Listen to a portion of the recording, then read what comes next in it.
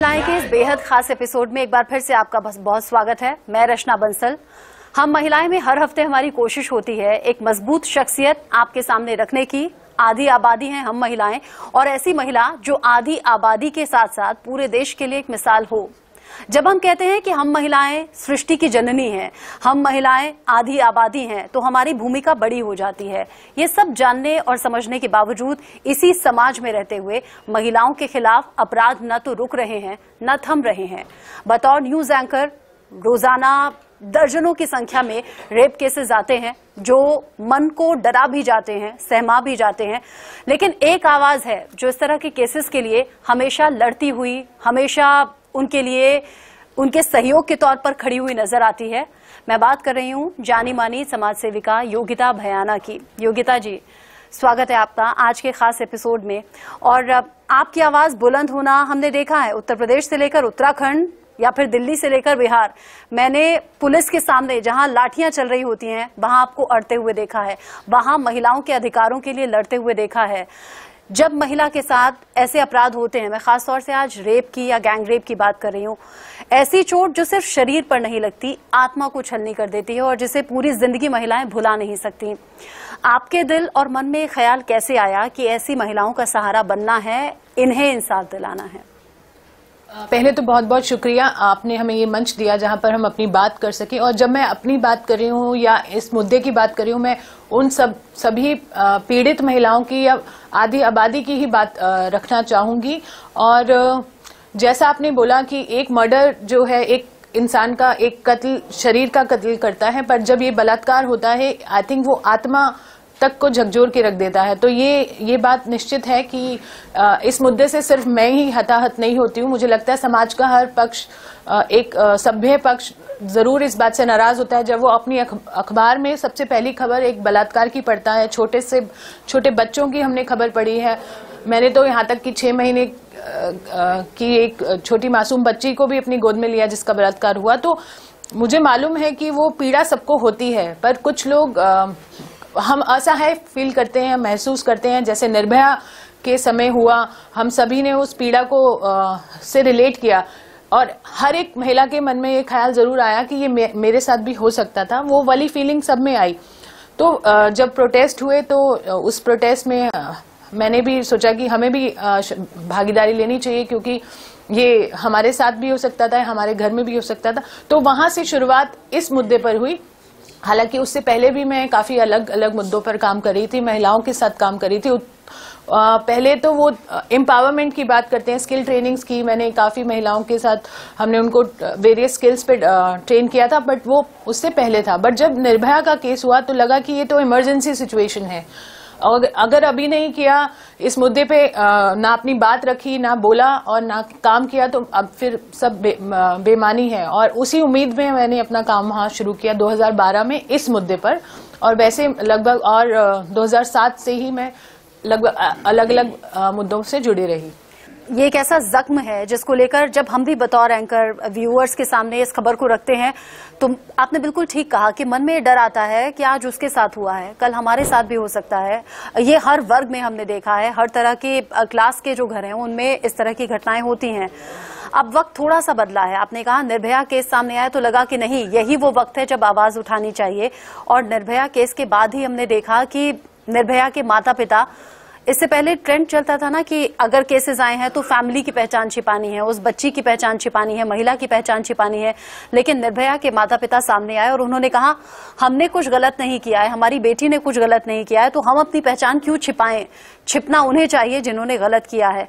और इसीलिए जिनका सहयोग आप कर रही हैं, जिनकी मदद आप कर रही हैं, ऐसी कुछ फैमिलीज हमारे साथ मौजूद भी हैं जो खुद चाहती हैं कि हम बोलें और जो इस मामले में दोषी हैं उनके खिलाफ कार्रवाई हो, उन्हें सजा मिले। और इसलिए भी आवाज उठाना जरूरी है कि आज हमारे साथ हुआ है, हमारी बच्ची के साथ हुआ है, कल किसी और के साथ भी हो सकता है। अभी हाल ही में छावला केस को लेकर जब खबर सामने आई थी और एक बार फिर से हमने उन्हीं खबरों को पढ़ा, महसूस किया, सीना हमारा भी छलनी हुआ। उन माता पिता पर क्या गुजरती होगी जिन्होंने अपनी बच्ची को खोया और अभी तक भी इंसाफ का इंतजार कर रहे हैं। इंसाफ ना मिलना एक अलग बात होती है, और उनके साथ तो सरासर नाइंसाफी हो गई। वो हमारे बीच में अभी अपनी बात भी रखेंगे। मुझे लगता है कि इससे बड़ा नाइंसाफी का मामला हमने अभी तक नहीं देखा है। हाँ, हम सुनते थे कि कानून के घर में देर है अंधेर नहीं, तो वहाँ देर भी हुई और अंधेर भी हुई इनके केस में। तो निर्भया में कम से कम हमें मालूम था 10 साल बाद हमने फांसी देखी, लगा इतना संघर्ष, 9 वर्ष से ऊपर का संघर्ष उसके माता पिता को लगा। सुप्रीम कोर्ट में हमने मैं तो उनके साथ हर हेयरिंग में जाती थी, तो जब ये फांसी के अंदर सजा सुनाई जज साहब ने, हमने तालियां बजाई सुप्रीम कोर्ट के अंदर, और उसके बाद लगा अब तो फांसी उनका मुकम्मल है बिल्कुल।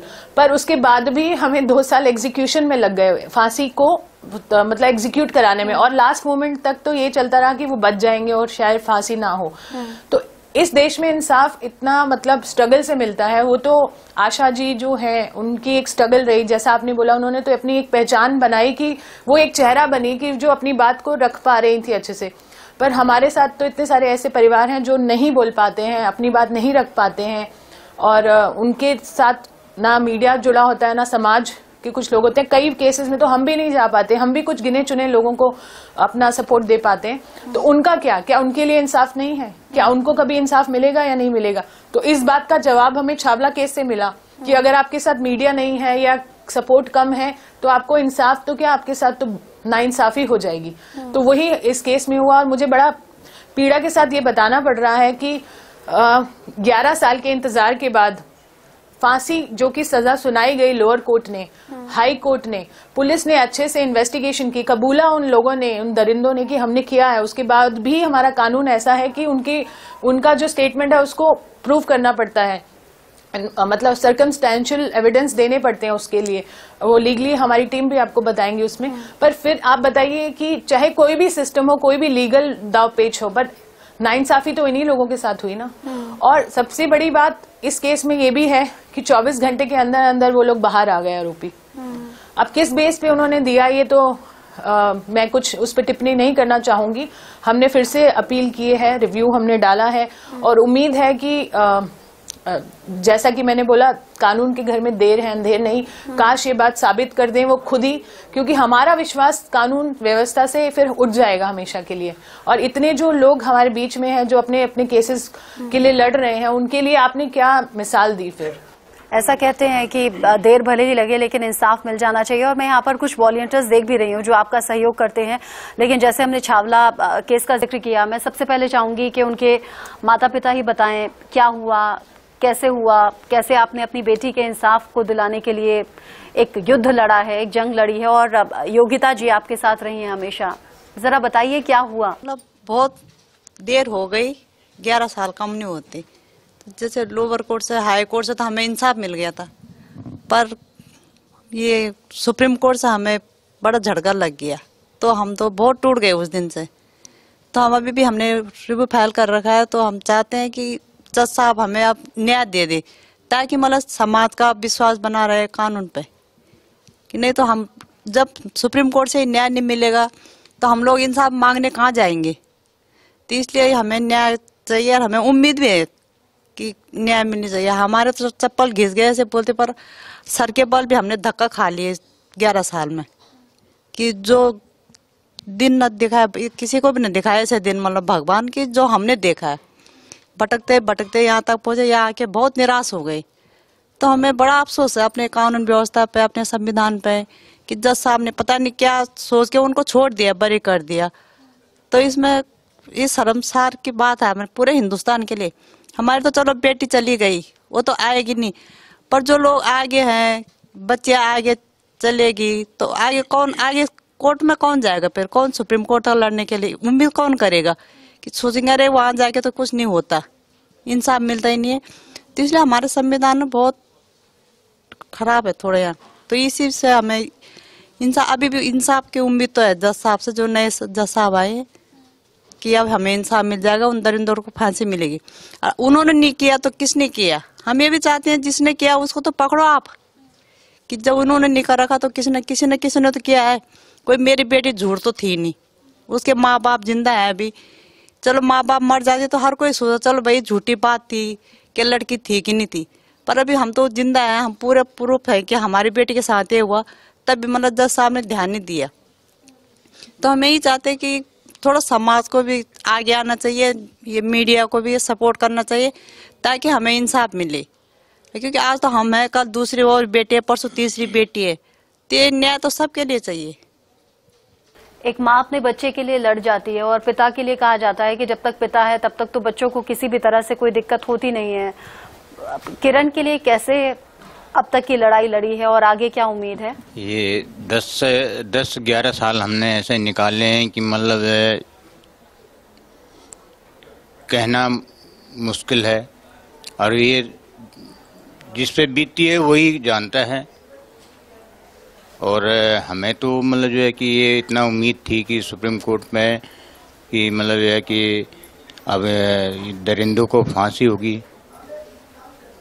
लेकिन वहाँ पर न्यायालय ने हमारे साथ में अन्याय करा है। और ये हमारे साथ में क्या किया उन्होंने, एक पूरे हिंदुस्तान के साथ में किया है, क्योंकि ये न्याय देने का ऐसा स्थिति नहीं थी। अगर न्याय हो अन्याय लोअर कोर्ट से होता वो बात तब आगे जंग होती, लेकिन लोअर कोर्ट में जब फांसी का ऑर्डर हो गया, हाई कोर्ट में फांसी का ऑर्डर हो गया, और सुप्रीम कोर्ट में जो है कि उसको जो है कि उसी फाइल को जो है 8 साल पेंडिंग हो गई है। 8 साल बाद उन्होंने उस पर डिसीजन दिया है कि मुलजिमों को बोला तुम अपने घर जाओ, तुम फ्री हो, और मैं भी फ्री हो गया, मैं भी अपने घर जाता हूँ। तो ये तो कोई मतलब है कि न्याय नहीं है, ये देश के साथ में अन्याय है, कानून व्यवस्था से विश्वास टूटने वाली बात है। और हिंदुस्तान की इतनी बहन बेटियां अपनी स्कूल जाती है, कॉलेज जाती है, जॉब करने जाती है, ट्रेनिंग करने जाती है, इसका मतलब ये क्या चाहते हैं कानून व्यवस्था? यही कि क्राइम बढ़े, क्रिमिनल बढ़े और न्याय नहीं होगा।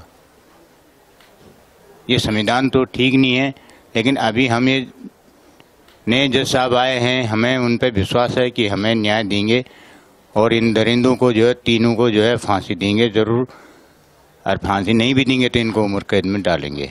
एक तरफ तो होता है रेप, छावला केस में तो जब इस खबर को हम पढ़ रहे थे तो रोंगटे और ज्यादा खड़े हो गए थे कि पहचान छिपाई बच्ची की, तेजाब से जला दिया, आंखें फोड़ दी, इससे ज्यादा दरिंदगी और क्या होगी? क्या आधार बताया गया जिसमें बरी कर दिया गया दोषियों को? आधार बताया ही नहीं, यही थोड़ा हमें बहुत ही अफसोस इस बात का है कि अगर 100 में से 90 चीजें मैच कर रही थी कि उन्होंने ही किया है, तभी देखिए लोअर कोर्ट ने भी फांसी सोच समझ की थी, वो भी जजेस हैं, वो भी हम टैक्स पेयर पैसे देते हैं उनकी इतनी बड़े ओहदे का, तो अगर उनकी रिस्पेक्ट नहीं हुआ तो चलेगी। हाई कोर्ट ने भी फांसी दी तो कुछ सोच समझ की दी, पुलिस ने इन्वेस्टिगेशन में बोला उन्होंने किया, आपने उसको भी खारिज कर दिया। तो आपने 3 इंस्टीट्यूशन को तो खारिज करके सुप्रीम कोर्ट ने 100 में से जो 4 चीजें नहीं मैच की उसके आधार पर सर्कमस्टेंशियल एविडेंस के हिसाब से उन्होंने उनको बरी किया। और इसके अंदर की पॉलिटिक्स तो मैं नहीं कुछ बोल पाऊंगी क्योंकि केस से रिलेटेड है, आई कांट रिवील अभी यहाँ पर मैं आपको ये जरूर बोलूंगी कि अगर छोटे से एक क्या बोलते हैं उस बिना पर बेनिफिट ऑफ डाउट दे दिया, जो चीज नहीं मिली हमें एज ए एविडेंस और जो सबूत थे उनको खारिज कर दिया पूरी तरह से, तो ये एक मोटा मोटा मैं आपको इस केस में जो हुआ है। ये भी नहीं, आप देखिए बिल्किस बानो बहन के साथ कितना बुरा हुआ। देखिए उनका तो पूरा का पूरा कन्विक्टेड थे वो लोग, वो जेल में थे और उनको रिलीज कर दिया गया। तो और एक और केस है यहाँ अंकिता धौलाकुआं मर्डर केस था, उसमें भी बरी कर दिया गया। तो ये ऑफ लेट हम ट्रेंड देख रहे हैं बरी करने का, जो ये कोर्ट्स के द्वारा इस पे रोक लगनी पड़ेगी, क्योंकि अगर ऐसा ही चलता रहा तो ये बहुत ही गलत एक संदेश है आधी आबादी को, जिसको अगर हम बोलते हैं बेटी बचाओ बेटी पढ़ाओ, और अगर आप ना बेटी को बचा पाएंगे कि अब तो बेटी पढ़ाएंगे कैसे, अगर आप इस तरह का संदेश अगर समाज में दे रहे हैं, तो मैं अपने अथॉरिटीज से अपील करती हूँ कि इन केसेस को थोड़ा सीरियसली लेकर एक प्रॉपर इन्वेस्टिगेशन, क्योंकि अगर आप उनको बरी कर रहे हैं कोई सर्कमस्टेंशियल एविडेंस के ऊपर या कोई भी रीजन से, आपको या तो आपकी जो आपके लूप होल्स हैं या आपको जो यहाँ पे कमी है आपको उसको पूरा करना पड़ेगा। इसमें कसूर तो किसी का उनका नहीं है ना, जिन्होंने बेटी खोई है, तो उनको आपको सपोर्ट करना है और जो भी कमियां हैं उनको पूरा करना है, अग्रेसिव मोड पे करना है। ये नहीं जिस तरह से मिशन मोड में आप इतनी सारी चीजें कर जाते हैं, इस देश में इतना कुछ होता है, हम चांद पे भी चले गए हैं और बहुत बहुत सारी चीजें हो जाती हैं जो सरकारें चाहती हैं। जब बेटियों को बचाने की बात आती है तो सब तरह के बहाने हैं, पैसे भी हैं, मतलब फंड्स भी हैं। निर्भया फंड लैप्स हो जाता है हर साल, उसको आप इस्तेमाल नहीं कर पाते हो। तो ऐसा भी नहीं है कि आप कह रहे हो कि कोई पैसे की कमी है, इंफ्रास्ट्रक्चर की कमी है। आज की देश में जहां पर आप फ्री वाईफाई दे रहे हो और आप महिला सुरक्षा नहीं दे पा रहे हो, तो ये एक बहुत बड़ी कमी है हमारे समाज में। जब बच्ची के साथ ऐसा हुआ था, आखिरी वक्त में कुछ कहा था बच्ची? आखिरी वक्त कहाँ से उस बच्ची को कहने का मौका नहीं मिला, ना हमें सुनने का मौका मिला। जब घर के समीप आई हुई बच्ची हरियाणा पहुंची, चौथे दिन में डेड बॉडी हमें मिली है, तो वो बच्ची हमसे क्या बोलती, उसकी आत्मा जाने वो क्या बोल रही थी, कैसे बोल रही थी। लेकिन हमें खुद जो है चौथे दिन में डेड बॉडी मिली है बच्ची का। रिवाड़ी सिविल हॉस्पिटल में उसका पोस्टमार्टम हुआ, तब हमें जो है डेड बॉडी मिली है।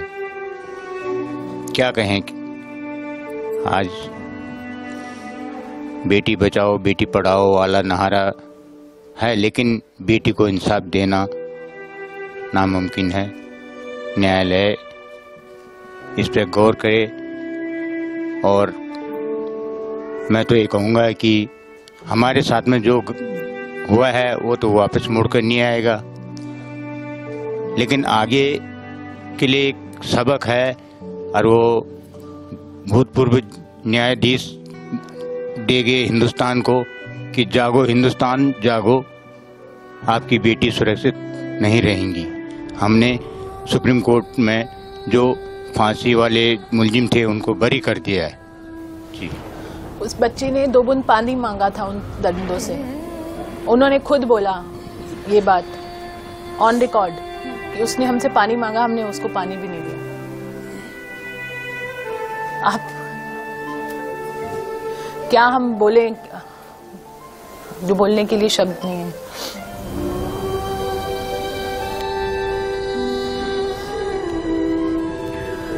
लीगली किस तरह के चैलेंज रहते हैं इस तरह के केसेस में, क्योंकि एविडेंस तो कई बार गायब हो जाते हैं या जानबूझकर मिटा दिए जाते हैं? बहुत ज्यादा इश्यूज हैं लीगल, अगर आप देखें, क्योंकि एक तरह से इन्वेस्टिगेशन जब शुरू होती है, पुलिस अपना इन्वेस्टिगेशन शुरू करती है, फिर चार्जशीट फाइल होती है। हमारे साथ हमारी लीगल टीम भी यहाँ पर बैठी है, वो भी आपको थोड़ा सा एक्सप्लेन कर पाएंगे उसके बारे में। सिमिलर केसेस हमारे पास बहुत सारे हैं, और जैसा कि उन्होंने बताया, टेक्निकली लीगली आई थिंक आप ज्यादा बता पाओगे कि बयान का, अगर आप ज्यादा समझना चाहते हैं कि वो बयान का क्या हो सकता है। देखिए, अगर अभी किरण के बारे में बात करें तो हम उस केस में हम काम कर रहे हैं। तो अगर आप चुनौतियों की बात करते हैं तो कई सारी चुनौतियां जो हमारे आज सिस्टम में हैं। पहली तो जैसे कि बोला कि 0 FIR का हम लोग के लॉ में कॉन्सेप्ट है, जो कि बहुत सारे लोगों को पता ही नहीं होता है, जागरूकता ही नहीं है। 0 FIR के बारे में पता ही नहीं है कि अगर पुलिस आपकी FIR लिखने से मना कर रहा है तो आप उससे बोल सकते हैं कि आप हमारी 0 FIR लिखिए, उसके बाद आप जो भी ऑथेंटिक थाना होगा उस पर आप हमारी FIR ट्रांसफर कर दीजिएगा।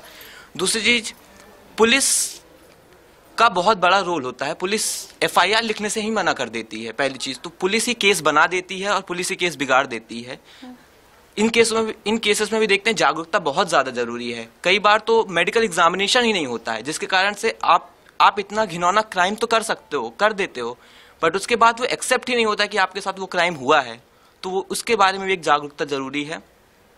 तीसरी चीज, कई बार जो बोला जाता है कि वस्त्र नहीं बदलने, कपड़े नहीं बदलने हैं, जिन कपड़ों में आपके साथ क्राइम हुआ है उन कपड़ों को नहीं बदलना है, तो ये पता ही नहीं होता है लोगों को। उसके साथ कई सबूत जो होते हैं वो मिट जाते हैं। जैसा कि हम अभी अब बात कर रहे थे सबूतों की, सबूत बहुत ज्यादा अहम हो जाते हैं इन सब केसेस में। तो उन सब चीजों को मद्देनजर रखते हैं हम देखते हैं कि ये सब चीजें की जागरूकता बहुत जरूरी है। किरण के केस में देखें तो जो जजमेंट आया है, इन जजमेंट में कई सारे मुद्दे हैं जिसको मद्देनजर रखते हुए कोर्ट ने बहुत जल्दीबाजी में निर्णय दिया है। तो हम उन सारे मुद्दों को मद्देनजर रखते हुए हमने उस पर रिव्यू पिटीशन फाइल करी है। योगिता जी, आज आप हमारे साथ आई, इन फैमिलीज को लाई, इनकी आवाज बनी है, आपका बहुत बहुत शुक्रिया। और मुझे तो लगता है देश के ऐसे बहुत सी फैमिलीज, असंख्य फैमिलीज होंगी जो आपकी शुक्रगुजार होंगी। ITV नेटवर्क भी आपका शुक्रगुजार है। हम महिलाएं में आज आपने टाइम दिया और एक ऐसे टॉपिक पर हमने बात की है जो होनी चाहिए, जिस पर चर्चा कई फैमिलीज में होती नहीं। अगर इस तरह के केसेस हो भी जाते हैं तो फैमिलीज चुप रह जाती हैं। तो बोलना है, खुलकर बोलना है, और जब तक बोलना है जब तक इंसाफ मिल नहीं जाता, जो कि इंडिया न्यूज भी कर रहा है। आज के हम महिलाएं के इस एपिसोड में बस इतना ही।